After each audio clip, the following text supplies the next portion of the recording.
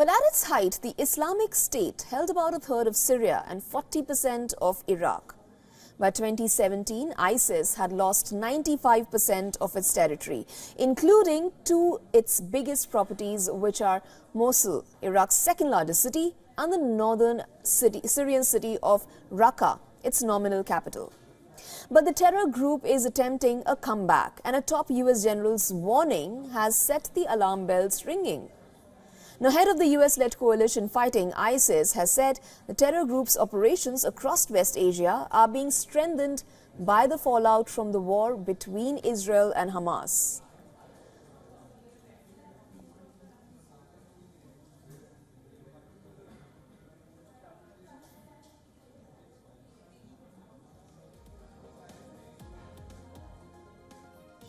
Major General Joel Vowell, who leads the mission against ISIS in Iraq and Syria, said there had been a 200% rise in suspected attacks by the group in the past 3 months. As per the US general, the strikes by Iran-backed militias in West Asia have forced counter-ISIS troops to focus on defense general.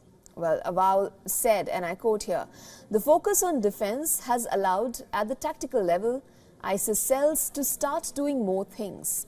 He cited an uptick in attacks in Syria and Iraq in the last 60 days in particular.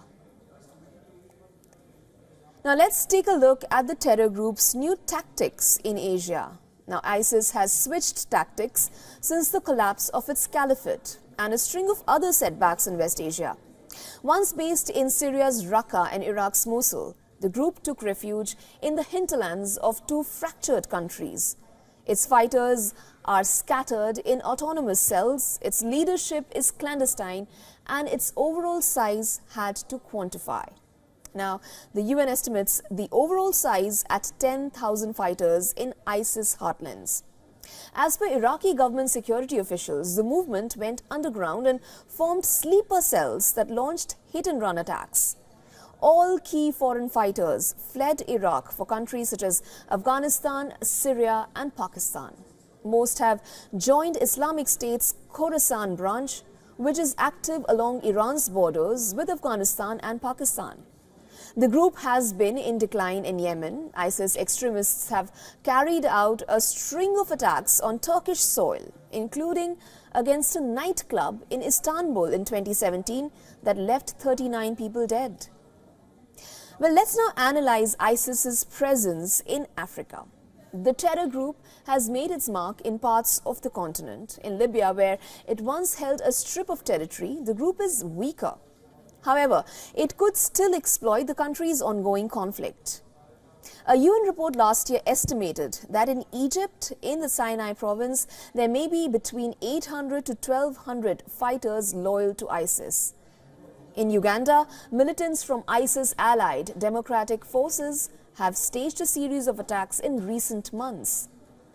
The group that started as an uprising in Uganda has largely moved its operations to neighboring Democratic Republic of Congo, where it has staged multiple attacks. Several other groups have pledged allegiance to ISIS in West Africa and across the Sahel. Affiliates have control of large areas of rural Mali, Niger, and northern Burkina Faso, and into North Africa as well. In January of 2023, the US military carried out an operation that killed a senior ISIS leader in northern Somalia. A UN report raised concerns that groups like ISIS could exploit the political instability and violence in Sudan.